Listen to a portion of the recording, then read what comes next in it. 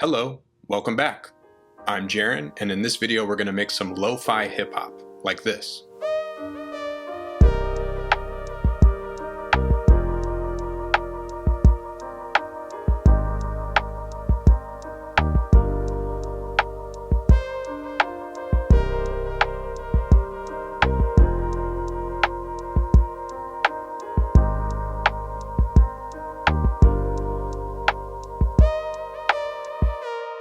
A key element of lo-fi hip-hop is the chords.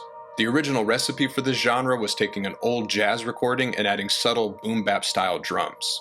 It has since taken on a life of its own, and the style has expanded into much more, but the jazz chord harmony style has remained. I'm going to show you a way you can create these chords without any music theory or keyboard skills. First, let's put together our piano sound. Go to Instruments, Simpler, Piano and Keys, Grand Piano. Change the instrument macros to suit the style. Set bright to 0, tone to 91, glue to 47%, reverb to 0%, release to 62, and soft/hard to 0. Ableton has some lo-fi cassette tape settings built into the features of one of the delay devices, Echo. Set the dry wet to 100%. Change from sync mode to time mode and set to 2.62 milliseconds. Set the feedback to 0% and stereo to 200%. Set the high pass to 73 Hz, the low pass to 874 Hz, and resonance to 0.11. Switch to the modulation tab. Uncheck sync, set the rate to 0.10 Hz. And the filter modulation to 44%. Switch to the character tab. Activate wobble. Set amount to 100% and morph to 10%. This will introduce tape-style imperfections to the sound.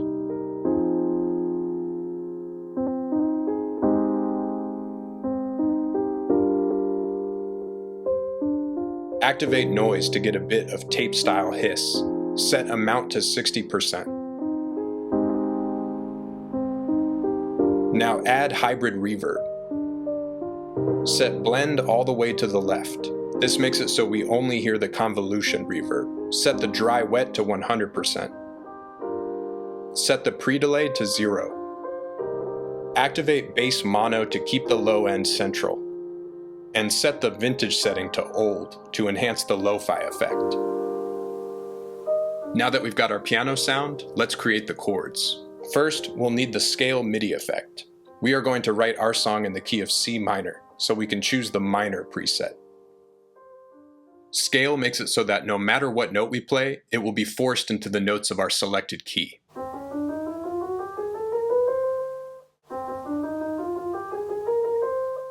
Next, we will need the chord MIDI effect. To show you how to set up the chord MIDI effect, we'll have a quick look at the piano roll. Chords in this style have at least 4 notes. Many of these 4-note chords are called 7th chords. The first note will be C. Now skip a note and place the next note on E, which is the 3rd. Skip another note and place the 3rd note on G, the 5th. Skip one more note and place the 4th and final note on B, the 7th. This is where 7th chords get their name. The notes are stacked up to the 7th. In order to make the chords less bulky and more like how a pianist or guitarist might play them, we are going to spread the notes out by moving the 2nd note up 1 octave. If you are confused, that's okay. We are now going to set up the chord MIDI effect to do all of this work for us. The chord MIDI effect works in terms of semitones, so we'll have to translate this chord into semitones by simply counting. The 2nd note is 7 semitones from our starting note. The 3rd note is 11 semitones away. And the last note is 16 semitones away. These are the numbers we'll need to enter into our chord MIDI effect: 7, 11, and 16. But first, turn off the scale effect. 7, 11, 16.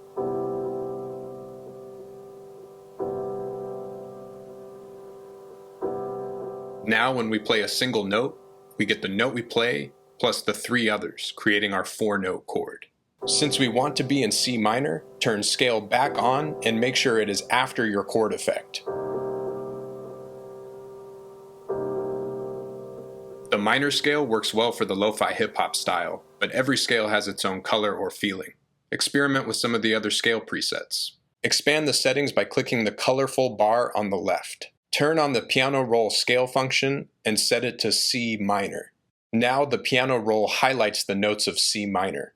Make the loop length 4 bars. Activate the second scale button at the top of the piano roll.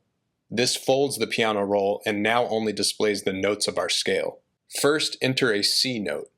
Chord MIDI effect provides the other 3 notes and we get C minor 7. The next chord will be on F, where we'll get F minor 7. The third chord will be on A flat, giving us an A flat major 7 chord. And the last chord will be on G, a minor 7 chord. Here's how they sound together.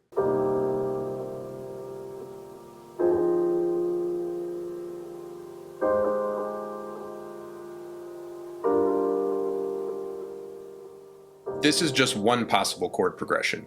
Any of the notes will create chords that will sound good in the key. Before we make our chords more rhythmically interesting, let's create our drum pattern. In the browser, navigate to Drums and find the Subtle Electronics kit. Create a 2-bar loop and put a hi-hat on every 8th note. Put a snare on beats 2 and 4.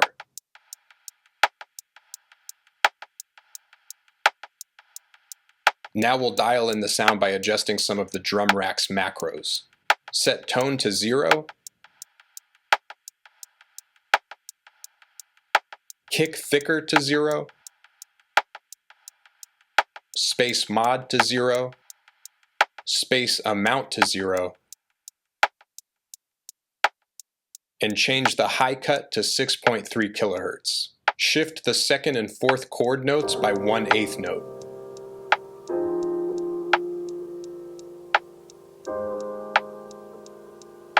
Now it has a bit of groove. Sync the kick with the chord rhythm on beat 1 and in between beat 4 and 1. You can also fill in the gaps on beat 3. Add ghost note kicks with lower velocities leading into the main kick notes.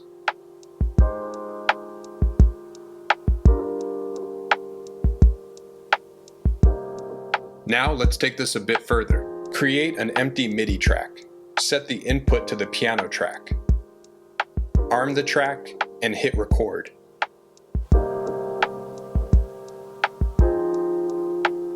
The notes that the chord MIDI effect created are now drawn into our piano roll.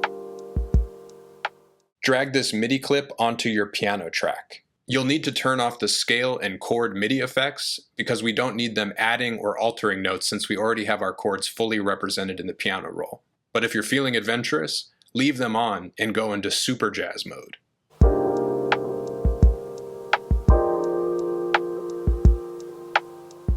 We will stay in steady beat territory and turn the scale and chord effects off.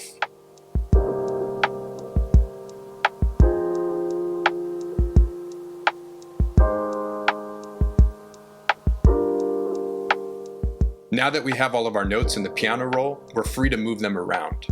Follow your ear and musical instincts to find what works for you. I'm going to use an idea called contrary motion to guide my choices. Contrary motion is when notes move in opposite directions. I am going to be focusing on the bottom note and the top note. Because everything is in blocks right now, every note is moving in the same direction. I am going to move the third note of the first chord up 1 octave. Now you can see that the top and bottom notes of the first and second chords are moving in opposite directions.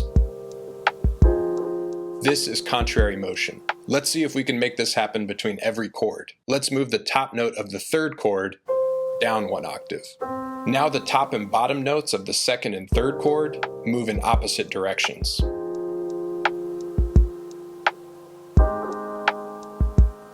Thanks to the changes we have made so far, the top and bottom notes of the third and fourth chord already move in opposite directions.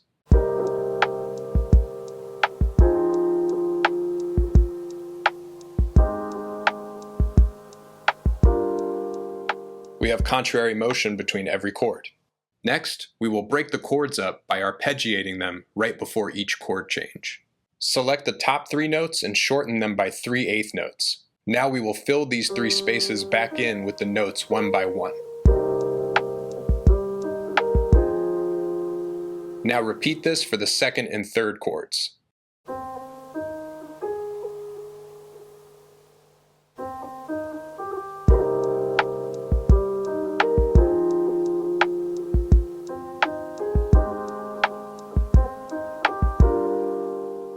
We will arpeggiate the last chord as well, but first we will add a little bit of melody to the end of the chord progression. Duplicate the whole progression by pressing the duplicate button. Now the chords play twice, which gives us room to make 2 different variations of an ending melody. Since the top note of the last chord and first chord are the same, I will move up by 1 note to avoid repetition. For the second time, I will break up the repeated note, but in a slightly different way, using 2 different notes. Now that we have our melodic variations at the end of each chord loop, we can arpeggiate the last chord.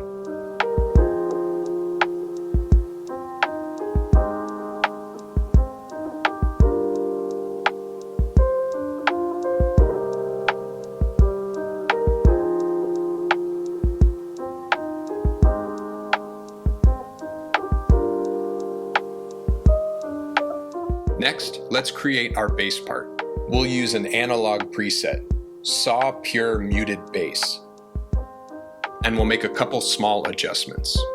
Change the filter frequency to 211, the envelope amount to 2.25, change the decay to 3 seconds, change sustain to 0, sustain time to 100 milliseconds. Now that we have our sound, let's create the bass line. Copy the piano MIDI to the bass line. Remove all the notes except for the bottom note of each chord. Let's give the bass a bit of its own character by adding an additional note before the rhythmic anticipations. Shorten the first and third note by 1/8 note. Repeat the first note 1 octave higher.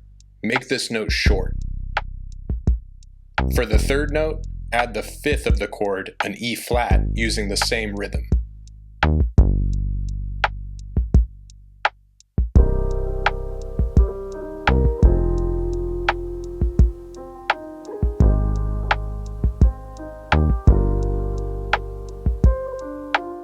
Lastly, let's create the lead melody with a default analog and 3 echoes, each set up differently. Deactivate oscillator 2 and turn the filter frequency down to 2 kHz. Change the number of voices to mono. Activate vibrato and set the amount to 59%.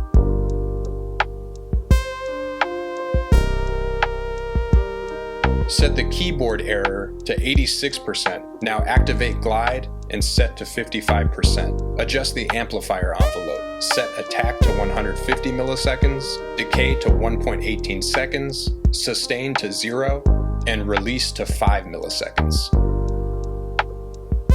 The first echo is similar to the one we used on the piano.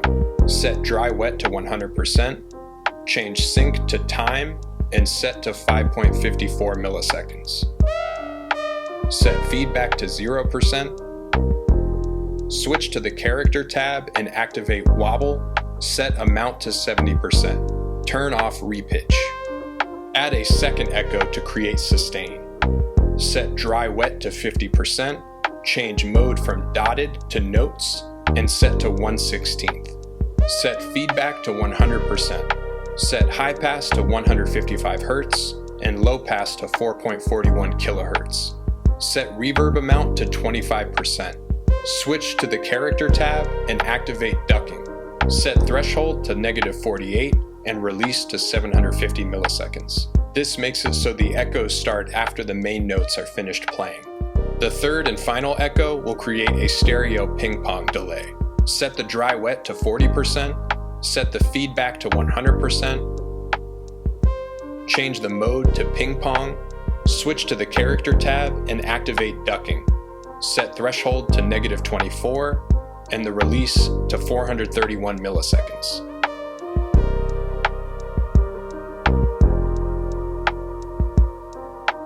Now that we have our lead sound, let's create the notes of the melody. Copy the piano part to this track the same way we did with the bass. For the melody, we delete everything but the top note.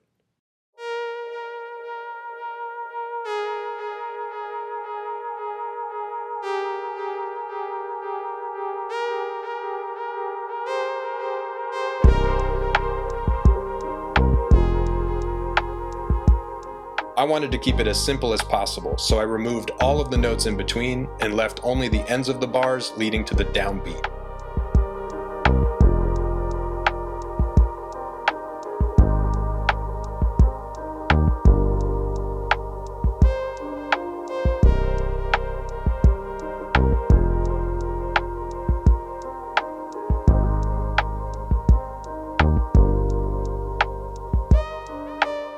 I hope you enjoyed and found something useful in this video, and if you'd like to download the project file with everything you've seen here included, you can do so on my Patreon, which I've linked below.